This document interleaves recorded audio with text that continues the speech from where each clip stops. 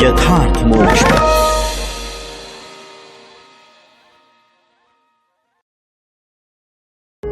यथार्थ मोक्ष प्रस्तुत कर रहा है अतुल्य संपूर्ण महाभारत। श्री महाभारतम सुभद्रा हरण पर्व 218वां अध्याय। रैवतक पर्वत के उत्सव में अर्जुन का सुभद्रा पर आसक्त होना और श्री कृष्ण तथा युधिष्ठिर की अनुमति से उसे हर ले जाने का निश्चय करना। वैशंपायन जी कहते हैं, नृपश्रेष्ठ, तदनंतर कुछ दिन बीतने के बाद रैवतक पर्वत पर वृषणी और अंधक वंश के लोगों का एक बड़ा भारी उत्सव हुआ। पर्वत पर होने वाले उस उत्सव में भोज, वृषणी और अंधक वंश के वीरों ने सहस्त्रों ब्राह्मणों को दान दिया। राजन, उस पर्वत के चारों ओर रत्न जटित विचित्र राजभवन और कल्प वृक्ष थे, जिनसे उस स्थान की बड़ी शोभा हो रही थी। वहां बाजे बजाने में कुशल मनुष्य अनेक प्रकार के बाजे बजाते, नाचने वाले नाचते और गायकगण गीत गाते थे। महान तेजस्वी वृषणी वंशियों के बालक वस्त्राभूषणों से विभूषित हो सुवर्ण चित्रित सवारियों पर बैठकर देदीप्यमान होते हुए चारों ओर घूम रहे थे। द्वारकापुरी के निवासी सैकड़ों हजारों मनुष्य अपनी स्त्रियों और सेवकों के साथ पैदल चलकर अथवा छोटी बड़ी सवारियों के द्वारा आकर उस उत्सव में सम्मिलित हुए थे। भारत भगवान बलराम हर्षोन्मत्त होकर वहां रेवती के साथ विचर रहे थे। उनके पीछे पीछे गंधर्व चल रहे थे। वृषणी वंश के प्रतापी राजा उग्रसेन भी वहां आमोद प्रमोद कर रहे थे। उनके पास बहुत से गंधर्व गा रहे थे और सहस्त्रों स्त्रियां उनकी सेवा कर रही थीं। युद्ध में दुर्मद, वीरवर प्रद्युम्न और साम दिव्य मालाएं तथा दिव्य वस्त्र धारण करके आनंद से उन्मत्त हो देवताओं की भांति विहार करते थे। अक्रूर, सारण, गद, बभ्रु, विदुरथ, निषट, चारुदेशण, पृथु, विपृथु, सत्यक, सात्यकी, भंगकार, महारव, हृदिकपुत्र, कृतवर्मा, उद्धव और जिनका नाम यहां नहीं लिया गया है, ऐसे अन्य यदुवंशी भी सबके सब अलग अलग स्त्रियों और गंधर्वों से घिरे हुए रैवतक पर्वत के उस उत्सव की शोभा बढ़ा रहे थे। उस अत्यंत अद्भुत विचित्र कौतूहलपूर्ण उत्सव में भगवान श्री कृष्ण और अर्जुन एक साथ घूम रहे थे। इसी समय वहां वसुदेव जी की सुंदरी पुत्री सुभद्रा श्रृंगार से सुसज्जित हो सखियों से घिरी हुई उधर आ निकली। वहां टहलते हुए श्री कृष्ण और अर्जुन ने उसे देखा। उसे देखते ही अर्जुन के हृदय में कामाग्नि प्रज्वलित हो उठी। उनका चित्त उसी के चिंतन में एकाग्र हो गया। भगवान श्री कृष्ण ने अर्जुन की इस मनोदशा को भांप लिया। फिर वे पुरुषोत्तम हंसते हुए से बोले, भारत, यह क्या, वनवासी का मन भी इस तरह काम से उन्मथित हो रहा है? कुंती नंदन, यह मेरी बहन और सारण की सगी बहन है। तुम्हारा कल्याण हो। इसका नाम सुभद्रा है। यह मेरे पिता की बड़ी लाडली कन्या है।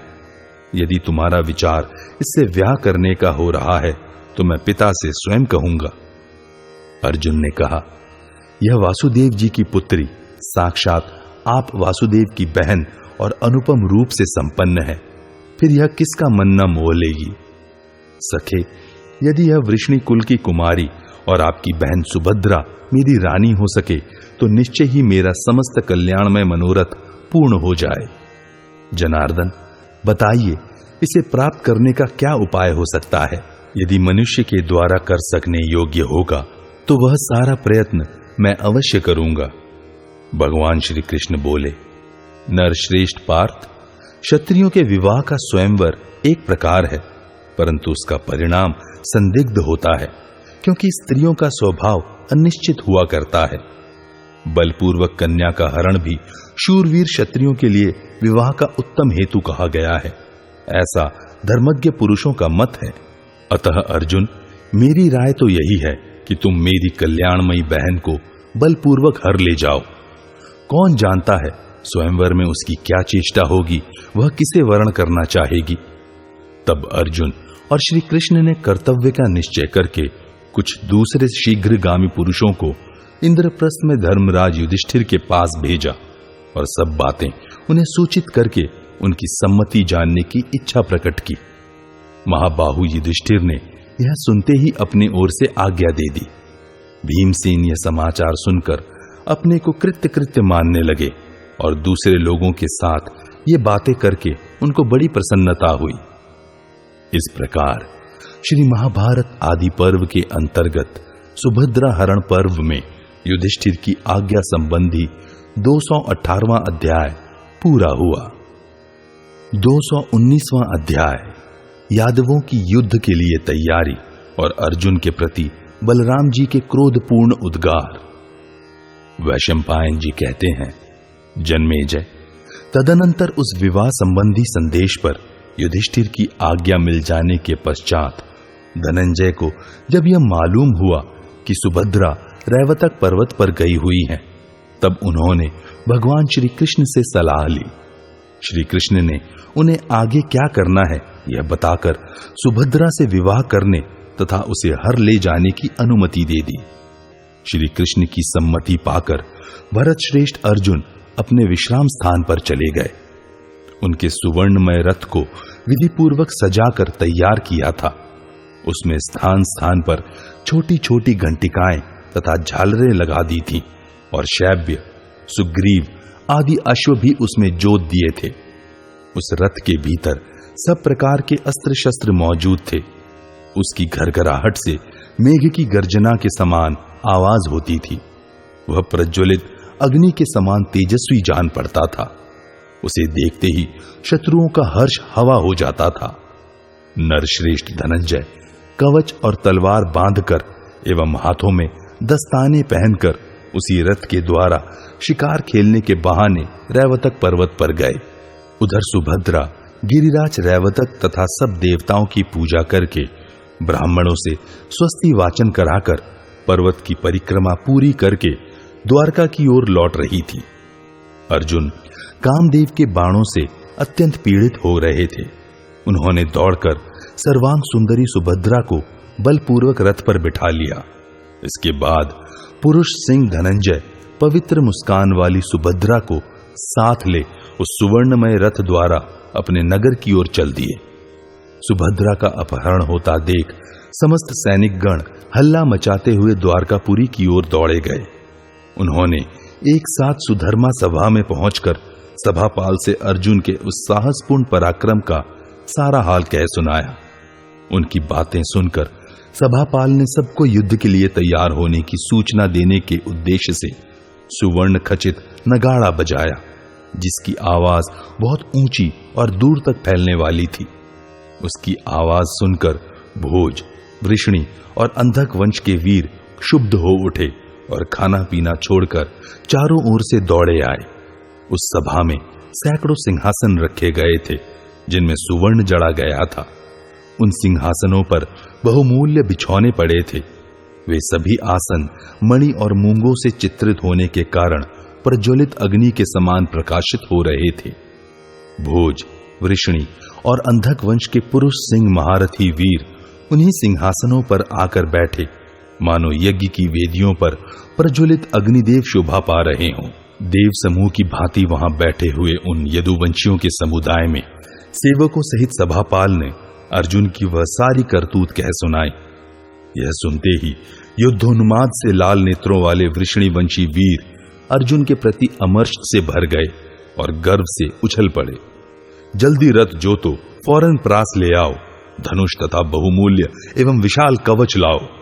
कोई सारथियों को पुकार कर कहने लगे, अरे जल्दी रथ जोतो। कुछ लोग स्वयं ही सोने के आभूषणों से विभूषित घोड़ों को रथों में जोतने लगे। रथ, कवच और ध्वजाओं के लाए जाते समय चारों ओर उन नरवीरों के कोलाहल से वहां बड़ी भारी तुमुल ध्वनि व्याप्त हो गई।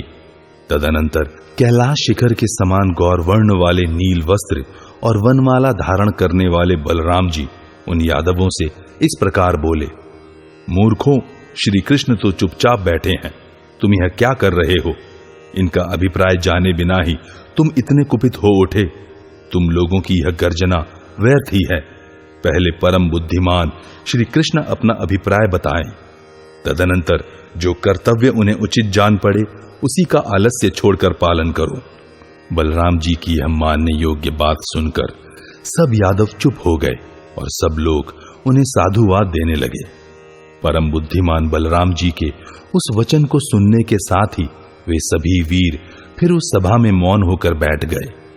तदनंतर परंतप बलराम जी भगवान श्री कृष्ण से बोले, जनार्दन, यह सब कुछ देखते हुए भी तुम क्यों मौन बैठे हो? अच्युत, तुम्हारे संतोष के लिए ही हम सब लोगों ने अर्जुन का इतना सत्कार किया, परंतु वह खोटी बुद्धि वाला कुलांगार उस सत्कार के योग्य कदापि न था। अपने को कुलीन मानने वाला कौन ऐसा मनुष्य है जो जिस बर्तन में खाए उसी में छेद करे? संबंध की इच्छा रहते हुए भी कौन ऐसा कल्याणकामी पुरुष होगा जो पहले के उपकार को मानते हुए ऐसा दुस्साहसपूर्ण कार्य करे? उसने हम लोगों का अपमान और केशव का अनादर करके आज बलपूर्वक सुभद्रा का अपहरण किया है, जो उसके लिए अपनी मृत्यु के समान है। गोविंद, जैसे सर्प पैर की ठोकर नहीं सह सकता, उसी प्रकार मैं उसने जो मेरे सिर पर पैर रख दिया है उसे कैसे सह सकूंगा? अर्जुन का यह अन्याय मेरे लिए असह्य है। आज मैं अकेला ही इस वसुंधरा को कुरुवंशियों से विहीन कर दूंगा। मेघ और दुंदुभी की गंभीर ध्वनि के समान बलराम जी की वैसी गर्जना सुनकर उस समय भोज, वृषणी और अंधक वंश के समस्त वीरों ने उन्हीं का अनुसरण किया। इस प्रकार श्री महाभारत आदि पर्व के अंतर्गत सुभद्रा हरण पर्व में बलदेव क्रोध विषयक 219वां अध्याय पूरा हुआ। हरण पर्व 220वां अध्याय। द्वारका में अर्जुन और सुभद्रा का विवाह। अर्जुन के इंद्रप्रस्थ पहुंचने पर श्री कृष्ण आदि का दहेज लेकर वहां जाना। द्रौपदी के पुत्र एवं अभिमन्यु के जन्म, संस्कार और शिक्षा। वैशंपायन जी कहते हैं, जन्मेजय, उस समय सभी वृषणी वंशियों ने अपने अपने पराक्रम के अनुसार अर्जुन से बदला लेने की बात बार बार दोहराई। तब भगवान वासुदेव यह धर्म और अर्थ से युक्त वचन बोले।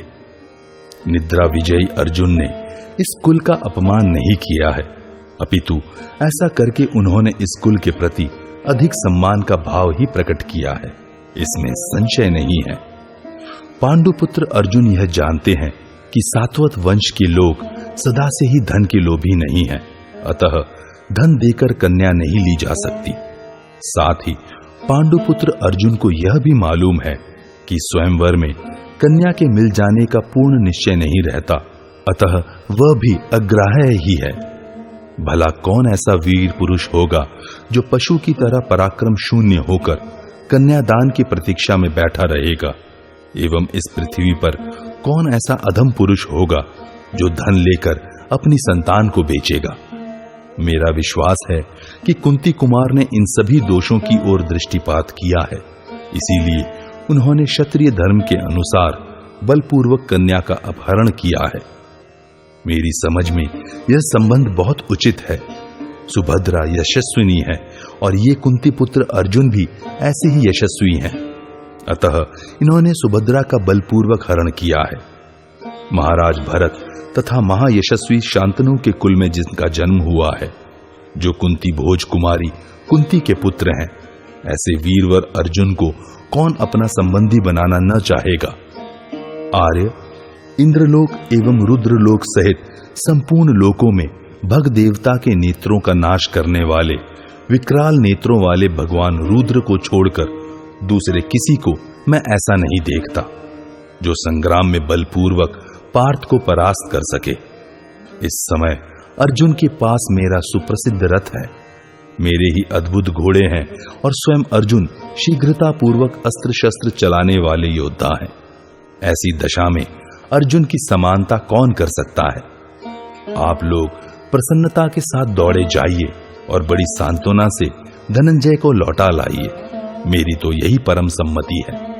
यदि अर्जुन आप लोगों को बलपूर्वक हराकर अपने नगर में चले गए, तब तो आप लोगों का सारा यश तत्काल ही नष्ट हो जाएगा और सांत्वना पूर्वक उन्हें ले आने में अपनी पराजय नहीं है। जन्मेजय, वासुदेव का यह वचन सुनकर यादवों ने वैसा ही किया। शक्तिशाली अर्जुन द्वारका में लौट आए। वहां उन्होंने सुभद्रा से विवाह किया और 1 साल से कुछ अधिक दिन तक वे वहीं रहे। द्वारका में इच्छानुसार विहार करके वृषणी वंशियों द्वारा पूजित होकर अर्जुन वहां से पुष्कर तीर्थ में चले गए और वनवास का शेष समय वहीं व्यतीत किया। 12वां वर्ष पूर्ण होने पर वे खांडव प्रस्थ में आए। उन्होंने धौम्य जी के पास जाकर उनको तथा माता कुंती को प्रणाम किया। इसके बाद राजा युधिष्ठिर और भीम के चरण छुए। तदनंतर नकुल और सहदेव ने आकर अर्जुन को प्रणाम किया। अर्जुन ने भी हर्ष में भरकर उन दोनों को हृदय से लगा लिया और उनसे मिलकर बड़ी प्रसन्नता का अनुभव किया। फिर वहां राजा से मिलकर नियम पूर्वक एकाग्रचित हो उन्होंने ब्राह्मणों का पूजन किया। तत्पश्चात वे द्रौपदी के समीप गए। द्रौपदी ने प्रणय कोपवश कुरुनंदन अर्जुन से कहा, कुंती कुमार, यहाँ क्यों आए हो? वहीं जाओ जहां वह सातवत वंश की कन्या सुभद्रा है। सच है, बोझ को कितना ही कसकर बांधा गया हो, जब उसे दूसरी बार बांधते हैं तब पहला बंधन ढीला पड़ जाता है। इस तरह नाना प्रकार की बातें कहकर कृष्णा विलाप करने लगी। तब धनंजय ने उसे पूर्ण सांत्वना दी और अपने अपराध के लिए उससे बार बार क्षमा मांगी। इसके बाद अर्जुन ने लाल रेशमी साड़ी पहनकर आई हुई अनिंद्य सुंदरी सुभद्रा का ग्वालीन का सा वेश बनाकर उसे बड़ी उतावली के साथ महल में भेजा। वीर पत्नी, वरांगना एवं यशस्विनी सुभद्रा उस वेश में और अधिक शोभा पाने लगी। उसकी आंखें विशाल और कुछ कुछ लाल थी। उस यशस्विनी ने सुंदर राजभवन के भीतर जाकर राजमाता कुंती के चरणों में प्रणाम किया। कुंती उस सर्वांग सुंदरी पुत्र वधू को हृदय से लगाकर उसका मस्तक सूंघने लगी और उसने बड़ी प्रसन्नता के साथ उस अनुपम वधू को अनेक आशीर्वाद दिए। तदनंतर पूर्ण चंद्रमा के सदृश मनोहर मुख वाली सुभद्रा ने तुरंत जाकर महारानी द्रौपदी के चरण छुए और कहा, देवी, मैं आपकी दासी हूं।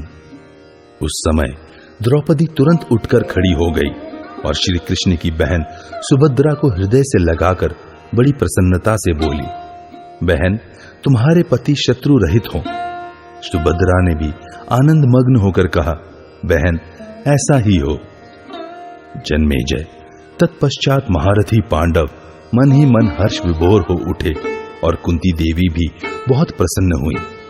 कमल नयन भगवान श्री कृष्ण ने जब यह सुना कि पांडव श्रेष्ठ अर्जुन अपने उत्तम नगर इंद्रप्रस्थ पहुंच गए हैं, तब वे शुद्ध आत्मा श्री कृष्ण एवं बलराम तथा वृषणी और अंधक वंश के प्रधान वीर महारथियों के साथ वहां आए।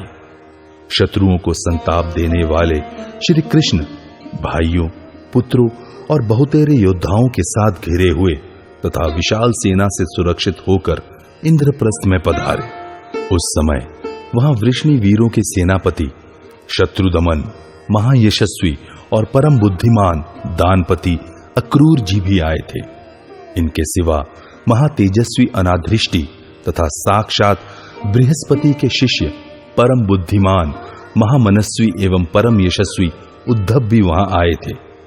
सत्यक, सात्यकी, सातवत वंशी कृतवर्मा, प्रद्युम्न, साम, निषट, शंकु, पराक्रमी चारुदेशण, झिल्ली, विपृथु, महाबाहु सारण तथा विद्वानों में श्रेष्ठ गद, ये तथा और दूसरे भी बहुत से वृषणी, भोज और अंधक वंश के लोग दहेज की बहुत सी सामग्री लेकर खांडव प्रस्थ में आए थे। महाराज युधिष्ठिर ने भगवान श्री कृष्ण का आगमन सुनकर उन्हें आदर पूर्वक लिवा लाने के लिए नकुल और सहदेव को भेजा। उन दोनों के द्वारा स्वागत पूर्वक लाए हुए वृषणी वंशियों के उस परम समृद्धिशाली समुदाय ने खांडव प्रस्थ में प्रवेश किया। उस समय ध्वजा पताकाओं से सजाया हुआ वह नगर सुशोभित हो रहा था। नगर की सड़कें झाड़ बुहार कर साफ की गई थी। उनके ऊपर जल का छिड़काव किया गया था। स्थान स्थान पर फूलों के गजरों से नगर की सजावट की गई थी। शीतल चंदन, रस तथा अन्य पवित्र सुगंधित पदार्थों की सुवास सब ओर छा रही थी। जगह जगह जलते हुए अगुरु की सुगंध फैल रही थी। सारा नगर रिष्ट पुष्ट मनुष्यों से भरा था। कितने ही व्यापारी उसकी शोभा बढ़ा रहे थे। महाबाहु पुरुषोत्तम श्री कृष्ण ने बलराम जी तथा वृषणी अंधक एवं भोजवंशी वीरों के साथ नगर में प्रवेश किया। पूर्वासी मनुष्यों तथा सहस्त्रों ब्राह्मणों द्वारा सम्मानित हो उन्होंने राजभवन के भीतर प्रवेश किया। वह घर इंद्र भवन की शोभा को भी तिरस्कृत कर रहा था। युधिष्ठिर जी बलराम जी के साथ विधि पूर्वक मिले और श्री कृष्ण का मस्तक सूंघकर उन्हें दोनों भुजाओं में कस लिया। भगवान श्री कृष्ण ने प्रसन्न होकर विनीत भाव से युधिष्ठिर का सम्मान किया। नरश्रेष्ठ भीमसेन का भी उन्होंने विधिवत पूजन किया। कुंती नंदन युधिष्ठिर ने वृषणी और अंधक वंश के श्रेष्ठ पुरुषों का विधि पूर्वक यथा योग्य स्वागत सत्कार किया। कुछ लोगों का उन्होंने गुरु की भांति पूजन किया। कितनों को समवयस्क मित्रों की भांति गले से लगाया। कुछ लोगों से प्रेम पूर्वक वार्तालाप किया और कुछ लोगों ने उन्हीं को प्रणाम किया। महायशस्वी भगवान श्री कृष्ण ने वधू तथा वर पक्ष के लोगों के लिए उत्तम धन अर्पित किया।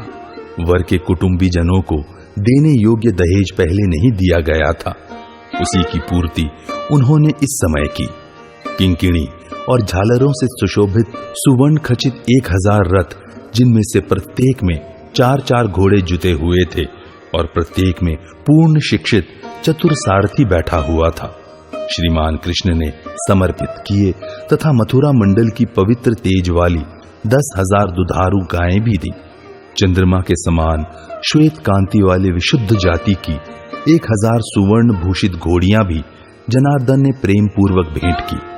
इसी प्रकार 500 काले अयाल वाली और 500 सफेद रंग वाली खच्चरियां भी समर्पित की, जो सभी वश में की हुई तथा वायु के समान वेग वाली थी। स्नान, पान और उत्सव में जिनका उपयोग किया गया था, जो वह प्राप्त थी, जिनके वेश सुंदर और कांति मनोहर थी, जिन्होंने सोने के 100 मणियों की कंठियां पहन रखी थी, जिनके शरीर में रोमावलियां नहीं प्रकट हुई थी, जो वस्त्राभूषणों से अलंकृत तथा सेवा के काम में पूर्ण दक्ष थी, ऐसी 1000 गौरवर्णा कन्याएं भी कमल नयन भगवान श्री कृष्ण ने भेंट की। जनार्दन ने उत्तम दहेज के रूप में बाहलिक देश के 1 लाख घोड़े दिए, जो पीठ पर सवारी ढोने वाले थे। दशार्ह वंश के रत्न भगवान श्री कृष्ण ने अग्नि के समान देदीप्यमान कृत्रिम सुवर्ण और अकृत्रिम विशुद्ध सुवर्ण के 10 भार उपहार में दिए। जिन्हें साहस का काम प्रिय है और जो हाथ में हल धारण करते हैं, उन बलराम ने प्रसन्न होकर इस नूतन संबंध का आदर करते हुए अर्जुन को पाणी ग्रहण के दहेज के रूप में 1000 मत वाले हाथी भेंट किए, जो 3 अंगों से मद की धारा बहाने वाले थे। वे हाथी युद्ध में कभी पीछे नहीं हटते थे और देखने में पर्वत शिखर के समान जान पड़ते थे। उनके मस्तकों पर सुंदर वेश रचना की गई थी। उन सब के पार्श्व भाग में मजबूत घंटे लटक रहे थे तथा गले में सोने के हार शोभा दे रहे थे। वे सभी हाथी बड़े सुंदर लगते थे और उन सब के साथ महावत थे। जैसे नदियों के जल का महान प्रवाह समुद्र में मिलता है, उसी प्रकार वह महान धन और रत्नों का भारी प्रवाह, जिसमें वस्त्र और कंबल फेन के समान जान पड़ते थे। बड़े बड़े हाथी महान ग्राहों का भ्रम उत्पन्न करते थे और जहां ध्वजा पताकाएं सेवार का काम कर रही थी, पांडव रूपी महासागर में जा मिले। यद्यपि पांडव समुद्र पहले से ही परिपूर्ण था, तथापि इस महान धन प्रवाह ने उसे और भी पूर्णतर बना दिया। यही कारण था कि वह पांडव महासागर शत्रुओं के लिए शोकदायक प्रतीत होने लगा। धर्मराज युधिष्ठिर ने वह सारा धन ग्रहण किया और वृषणी तथा अंधक वंश के उन सभी महारथियों का भली भांति आदर सत्कार किया। जैसे पुण्यात्मा मनुष्य देवलोक में सुख भोगते हैं, उसी प्रकार कुरु, वृषणी और अंधक वंश के वे श्रेष्ठ महात्मा पुरुष एकत्र होकर इच्छानुसार विहार करने लगे। वे कौरव और वृषणी वंश के वीर जहां तहां वीणा की उत्तम ध्वनि के साथ गाते बजाते और संगीत का आनंद लेते हुए यथावसर अपनी अपनी रुचि के अनुसार विहार करने लगे।